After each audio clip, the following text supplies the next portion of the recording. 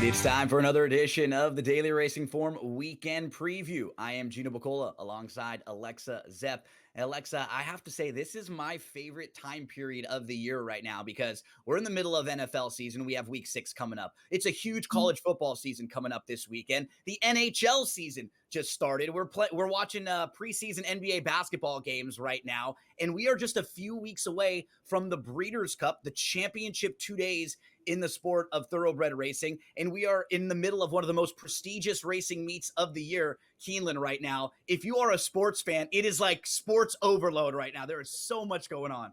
It's the best time of the year and the weather's kind of turning.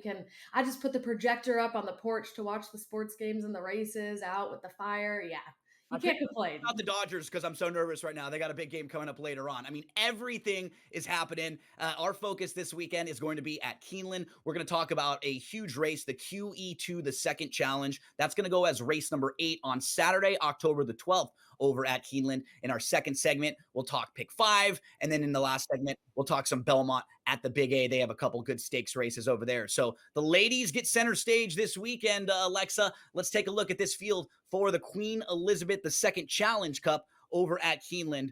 In race number 8, it's going to be the number 1 Pin Up Betty kicking things off. And this is a nice filly that likes a mile and an eighth. I'd imagine she'll be forwardly placed from the inside. The issue that I have with her, she's going to have to turn the tables on Waves of Mischief, who's gotten the better of her the last couple times. And Waves of Mischief is probably not the toughest of her rivals in here. So this is going to be a more difficult group than she's had to face. It is. She really is a consistent, good filly. Out of her 12 starts, she's only run 2, but her speed figures are consistent.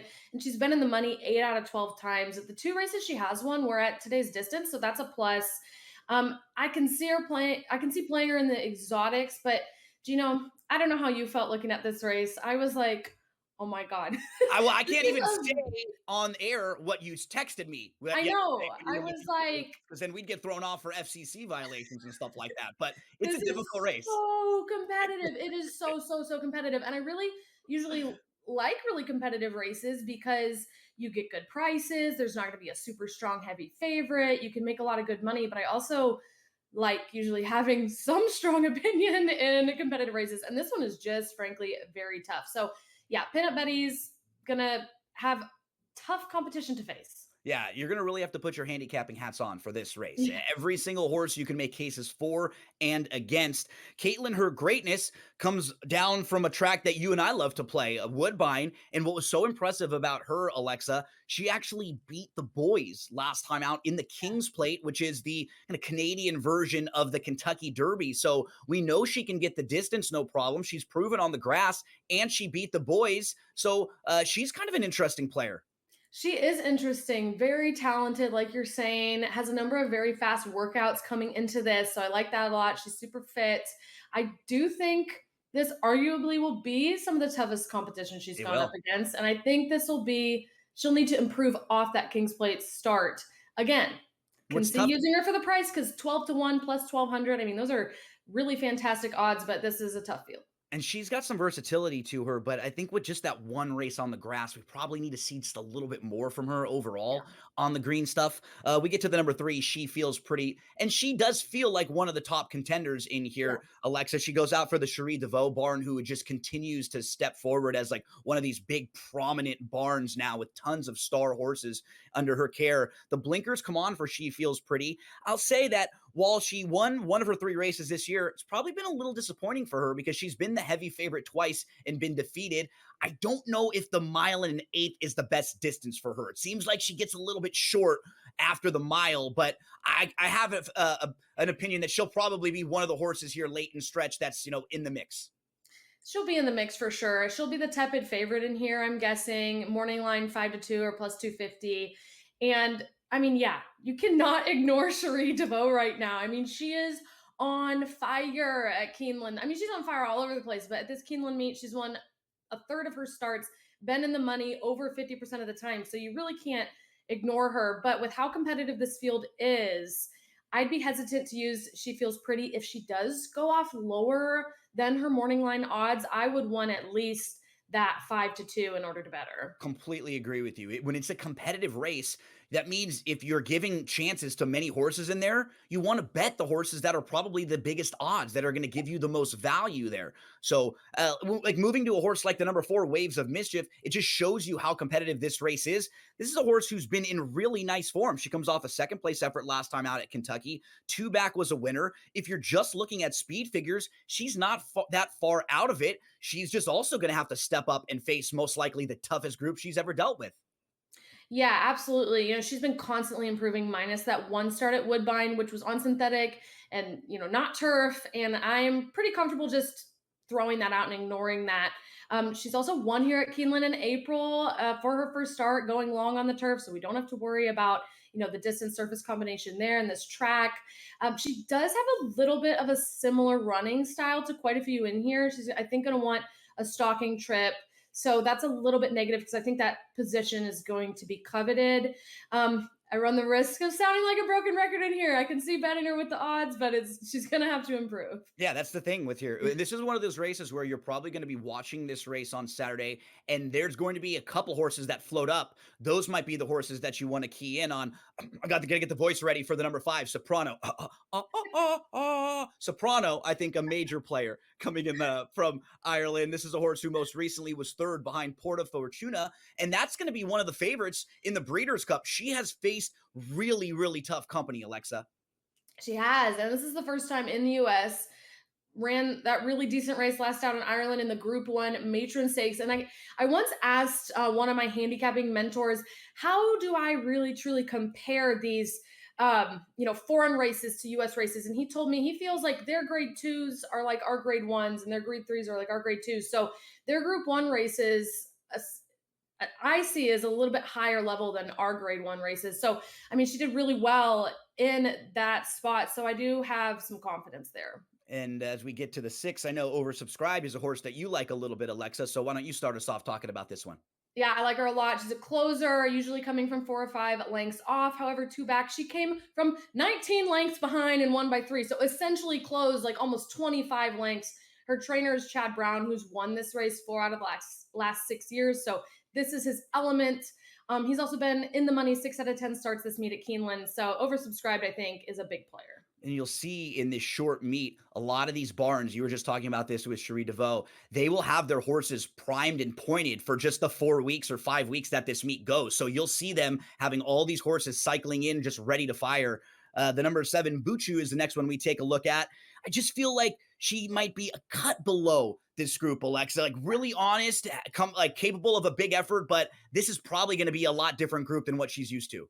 I agree. She really was doing great and then just evened out. And, as a 3-year-old developing into her prime, I want to see that development and I'm not seeing it. So I'm going to pass. With Pounce, the question that I ask is, does she want the mile and an eighth? Pounce is certainly capable of big efforts and she could be forwardly placed in here, but does she want to get this distance? I'm not super concerned about the distance. I mean, last out was a shorter race than she'd been running and clearly didn't like that. So I do think she likes the longer distance.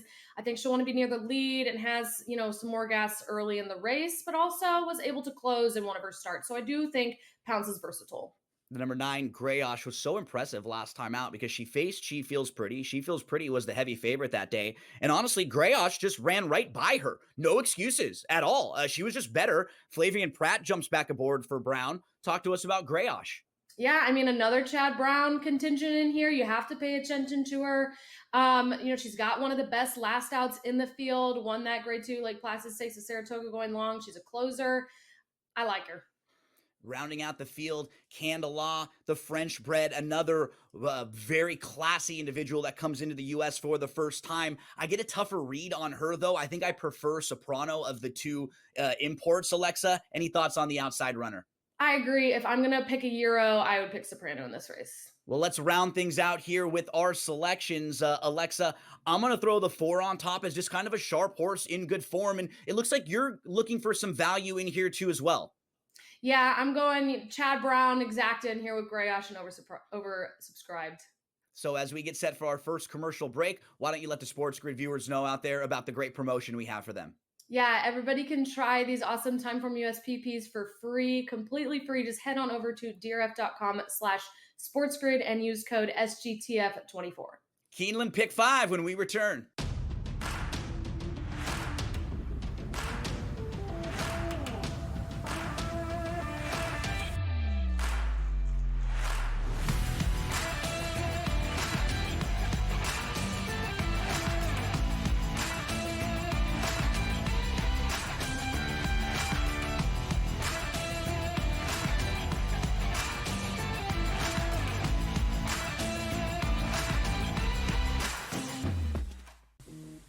Right here with you on Pro Football Today on SportsGrid. Odds in motion, trying to see what lines have moved throughout the week. Never felt more comfortable in this set than I do for this year. I am ready. I'm just getting angry. The hot takes are going to be here all long, people.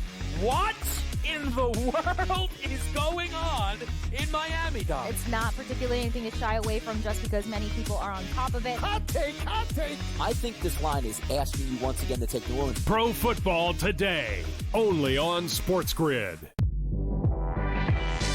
I do a sliding DiVincenzo to the one. Obviously, Terrence Shannon Jr., that is actually dynamic offensively and defensively. So we'll see how it works. I think it's a little bit of a work in progress. Do both teams win? Yes. I don't think at the end of the day, Minnesota could have afforded to keep Cat, Rudy, and Ant with that amount of money. Betting above the rim, only on SportsGrid. I do think they come back, and I think they win this game, but they've got to do it decisively. I think they've got to get that confidence back because they went out there, and like I said earlier, Kentucky almost beat Georgia. Kentucky almost did beat Ole Miss, and I think what you're going to see in this conference, if you don't play well and you're a top 10 team in the SEC, you're going to get knocked out by one of those top 25 teams in the SEC if you're not ready to play. Powered by SportsGrid.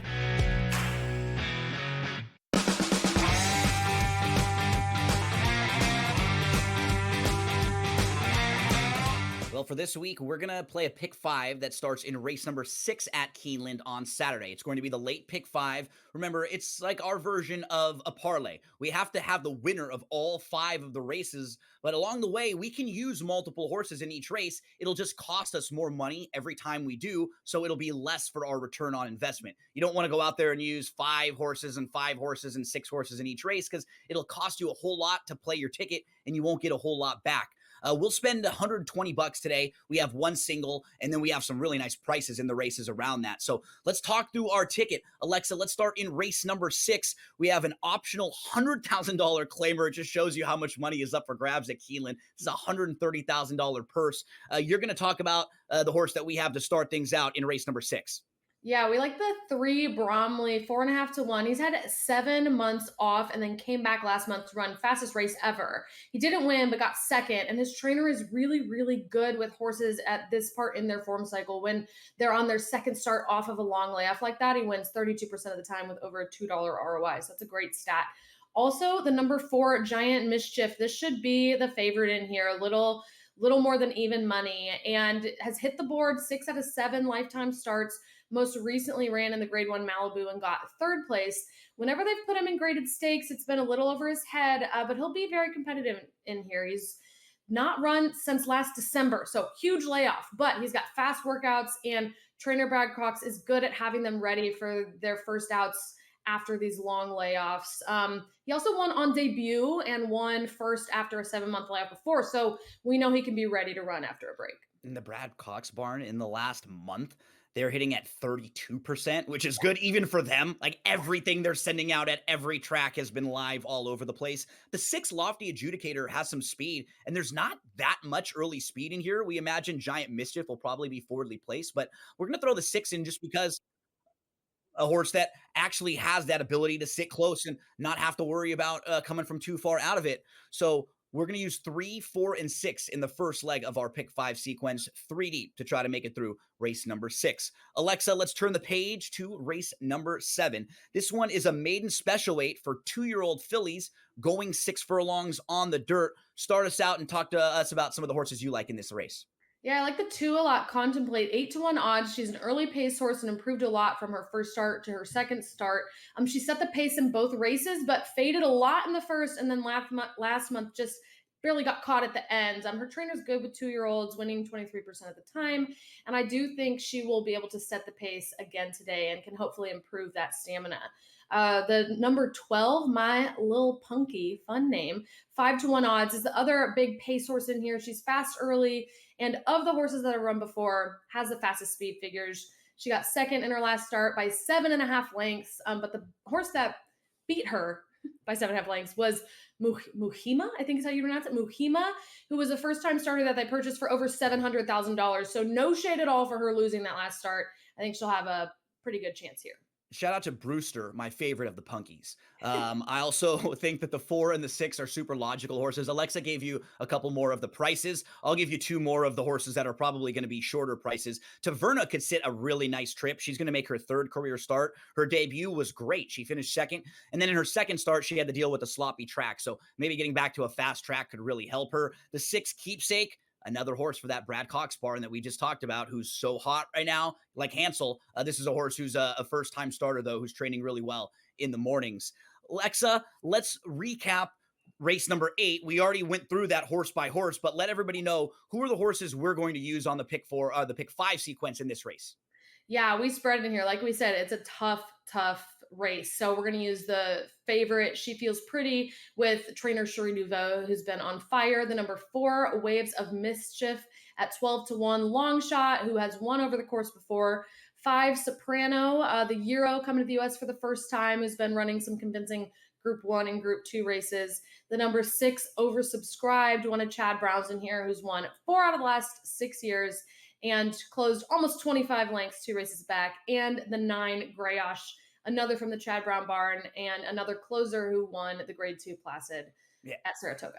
That is as difficult a race as you will handicap all weekend long. Honestly, you can make a case for and against every single horse. And so the way that we approached the pick 5, we knew that was going to be a hard race for us. So there was going to have to be somewhere else where we shortened up. And what we do is Alexa will send me her picks. I'll look at them. We go back and forth. And there's always a race or two where we have like one horse that we like together, and we'll try to come together and single in. For this one, it was Camorabino Amodier. That is the. I want to hear you say that. There we go. I was working on it. I was listening to all the different track announcers at the tracks that he ran at. I liked Matt Dinnerman's pronunciation, I think best, who's over at Oaklawn. So I went with that one. Thank you, Maddie, for helping me out.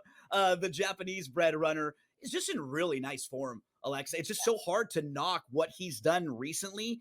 He was in graded stakes races in his last 2 races. He ran really well in both of them. And we can just look at his last race and say 1 1/8 was probably too far. Charlestown's also a unique track. It's a bullring style racetrack, which means the track circumference is smaller.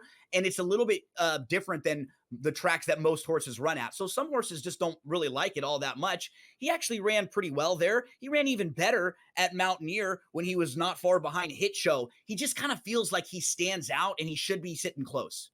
Yeah, he's going to be the pace setter for sure in a race without a ton of pace, and has by far the best time from US pace figure. If you see that box on the screen that says 123, I mean, that is a stout figure. The next best in the race being 116. So the way we set up our ticket, we were basically down to like $30 a horse in the last race. So as many horses as we want to use, it'll cost us $30 each time we throw another one in. Alexa, why don't you mention the first 2 that we're going to use?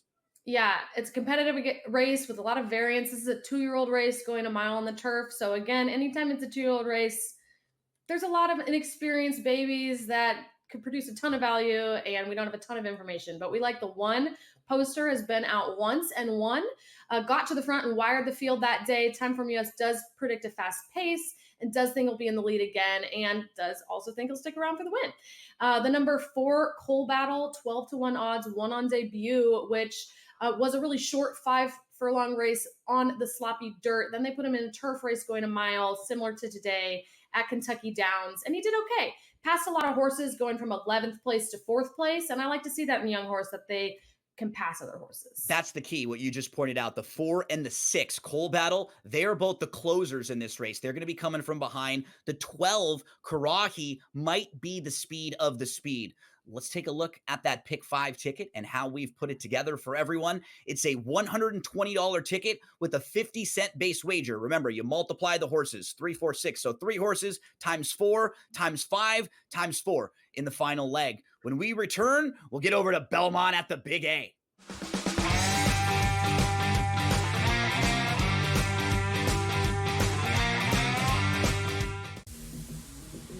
We're at a point in time coming off of a wild Saturday of college football. People are consistently peeking over at this board. He actually would not be my number 1 overall pick, nor would I bet him to be the number 1 overall pick. I think you got that next wave of NFL players, which is so enticing, which when you see Jaden Daniels come into the NFL and you go, I can get something like that with a guy with just as good an arm. Pro Football Today, only on SportsGrid. It's a new era in CFB to start off this year, put on full display. My take on this game is simple. I know some people will be upset about it. Good riddance to the Pac-12. Can you do it in terms of the week to week to week? I don't see a pathway for this team to miss the college football playoffs. We want to make sure you have those best bets in the entirety of our betting cards. That was Lincoln! But he had that program was already going there! Only on SportsGrid. I do sliding DiVincenzo to the what? Obviously, Terrence Jennings Jr., that is actually dynamic offensively and defensively. So we'll see how it works. I think it's a little bit of a work in progress. Do both teams win? Yes. I don't think at the end of the day, Minnesota could have afforded to keep Cat, Rudy, and Ant with that amount of money. Betting above the rim. Only on SportsGrid. I think the Washington Commanders are one of the best bets to win it all, or at the very least win the NFC. Their offensive line, I do want to say one thing. It's very average. The coaching is good. They're getting good coaching from Bobby Johnson, their line coach, here from the Giants. But they've kind of overachieved. Let's call it like it is. Daniels has taken them up. Look, that division's not very good, and they could very well win it over the Eagles and the Cowboys. They're not a Super Bowl team. Newswire. Only on SportsGrid. For our final segment today, let's head on over to Belmont at the Big A. This is going to be actually the final week. We're in our final segment. We're still doing some handicapping. Alexa, the next couple of weeks, we're going to have Breeders' Cup previews and probables and talk news leading into the big Breeders' Cup races, but we can still handicap a couple interesting races over at Belmont at the Big A. The first of those on Saturday, October the 12th, is going to be race number 5. It's the Grade 2 Sands Point, Alexa. And first off, we have to talk about the number 1. And am I allowed to say this name on the air? I feel like I'm not allowed to say this name. I'll say it. Go for it. I love it. Mo Fox Given.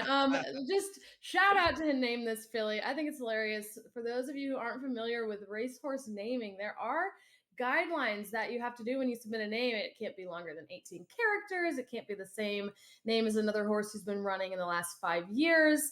And it has to go through a review process to make sure it's appropriate. And I once submitted Hotwire for one of my horses, which I thought was such a cool name, and I got declined because of hotwire.com, and I'm still hot about it. But anyway, I like this horse not only for the name. She's been steadily improving, minus that last out at Kentucky Downs, but like we've said before, Kentucky Downs is such a weird track. A lot of horses don't perform well, so I'm not super worried about it.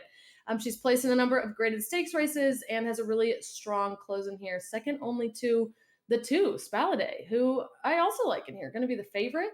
Improved every single start steadily, and she got 4th by only a length and a half in the Grade 2 Placid Stakes, where, if you remember me talking about that earlier in this show, was won by Grayosh over She Feels Pretty, my top and 3rd pick in the Grade 1 Queen Elizabeth Stakes.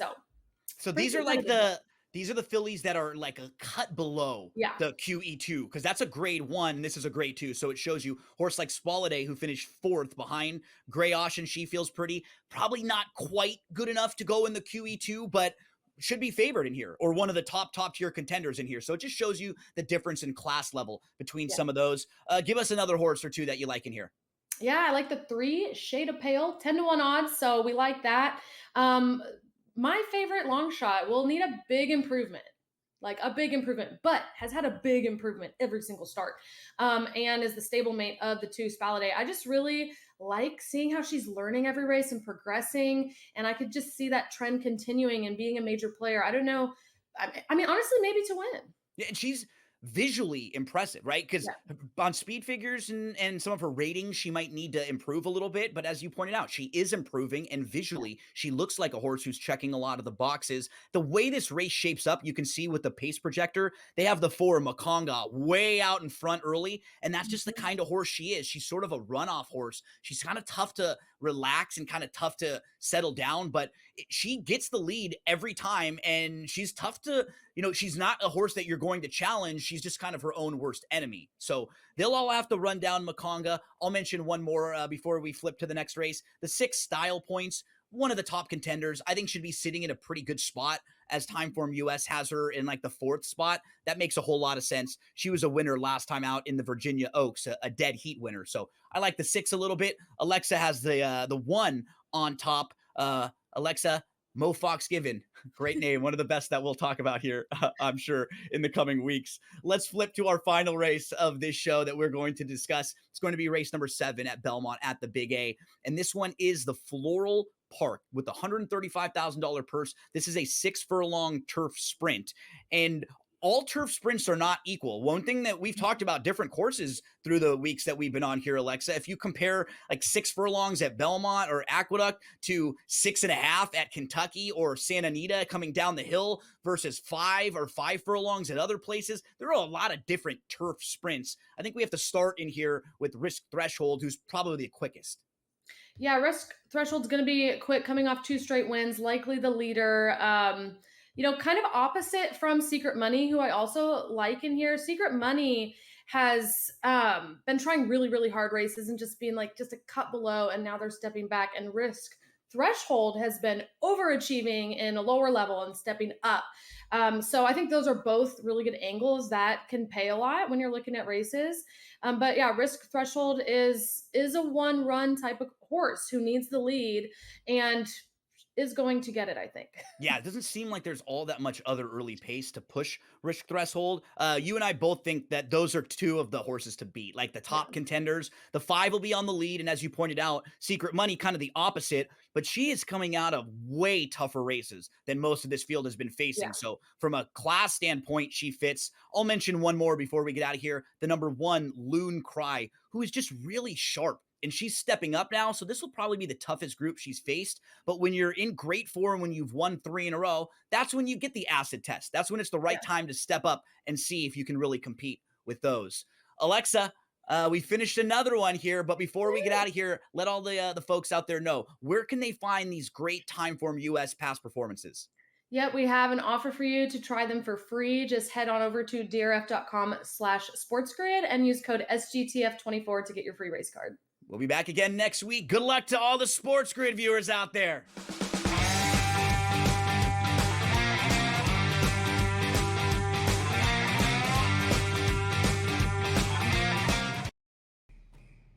It's a new era in CFB to start off this year. Put on full display. My take on this game is simple. I know some people will be upset about it. Good riddance to the Pac-12. Can you do it in terms of the week to week to week? I don't see a pathway for this team to miss the college football playoffs. We want to make sure you have those best bets in the entirety of our betting cards. That was thinking! But he had that program was already going there! Only on SportsGrid. Right here with you on Pro Football Today on SportsGrid. Odds in motion, trying to see what lines have moved throughout the week. Never felt more comfortable in this set than I do for this year. I am ready. I'm just getting angry. The hot takes are going to be here all long, people. What in the world is going on in Miami, Dom? It's not particularly anything to shy away from just because many people are on top of it. Hot take, hot take. I think this line is asking you once again to take New Orleans. Pro Football Today, only on SportsGrid. Simply put, the only way to bet this is over under win total. I love Tyronn Lue. I think he's one of the 5 best coaches in the league. But my dear friend George Sorless told us to me a long time ago, You can't win if you don't got the talent. Unfortunately, I don't think the Clippers have the talent to match up. Betting above the rim, only on SportsGrid. Brian Daboll has been feeling it. He's in a foul mood. He's having stare downs with Pat Leonard and everything else. John Mara wants Brian Daboll to go and get the next quarterback. They tried to get the next quarterback. We all watched it on Hard Knocks. They couldn't end up with Daniels. They couldn't end up with May. So they said, okay, we'll run it back a year. We'll go get Neighbors, and we'll tolerate. Pharrell Coast to Coast, only on SportsGrid. Pharrell.